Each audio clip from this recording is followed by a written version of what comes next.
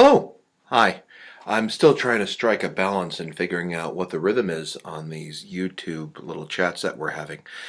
I either going to just launch into the poem, let the author and the writer speak for herself or himself, and just let the work stand as it is, or do I give a little bit of a background? Today I'm going to give a little bit of a background, just because it is from a poet whom oftentimes you just find his poem and without any explanation or any setup whatsoever, or for that matter, why was this picked? The author is William Butler Yeats, and we're going to be reading The Stolen Child. And Yeats is kind of like a crazy uncle for me. He's one of those fellows you, as a kid, go and visit for the day, and he fills your head full of fantastic, amazing stories and heroes and heroines and dark moods and feelings, and then as you're being driven back, your parents spend the entire car ride back trying to deprogram you, saying, everything Uncle Yates says isn't really true, and meh. And so I think Yates really struggled with this because he was a very vocal supporter in the existence of fairies and the supernatural and the occult and all these things. He believed that the supernatural was just as the natural. It just was not yet discovered yet by the scientific mind. So with that, he gives a delightful poem of an invitation to see that life is a lot more than just the physical reality we have. And he does so by fairies trying to talk a child into following them. I'm reminded of a T-shirt that a 6-year-old man wore once when I was in high school, and it was his favorite T-shirt, and said, "My parents still think I'm at summer camp." I'm reminded of Peter, Paul, and Mary's song, "I am the kid who ran away from the circus." And for any of us, like myself, who has picked an unrealistic and wild and crazy job, such as a priest or poet or a teacher or anything, you can identify with the call to the wild, as we read in, or hear, and enjoy today in The Stolen Child by William Butler Yeats.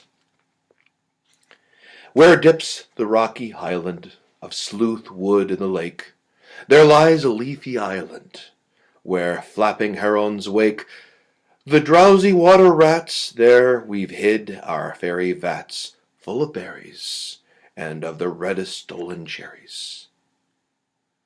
Come away, O human child, to the waters and the wild, with a fairy hand in hand, with worlds more full of weeping than you can understand. Where the waves of the moonlit glosses the dim grey sands with light, far off the furthest roses, where foot in all the night, weaving golden dances, mingling hands and mingling glances, till the moon has taken flight, to and fro we leap, and chase the frothy bubbles, while the world is full of troubles, and is anxious in its sleep. Come away, O human child, to the waters and the wild, with fairy and hand in hand, for the world's more of weeping than you could understand. Where the wandering water gushes from the hills above Glencar, in pools among the rushes that scarce could bathe a star, we seek for slumbering trout, and whispering in their ears, give them unquiet dreams, leading softly out from ferns that drop their tears over the young streams. Come away, O human child, to the waters and the wild, with a fairy hand in hand, for the world's more full of weeping than you can understand. Away with us, he's going, the solemn-eyed.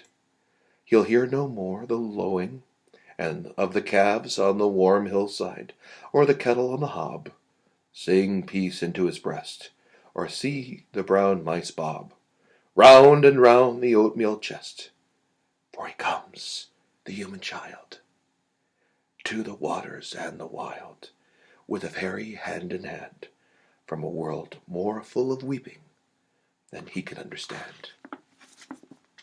And for those of us who have taken the call to see life a little bit more than what is right in front of our eyes, enjoy.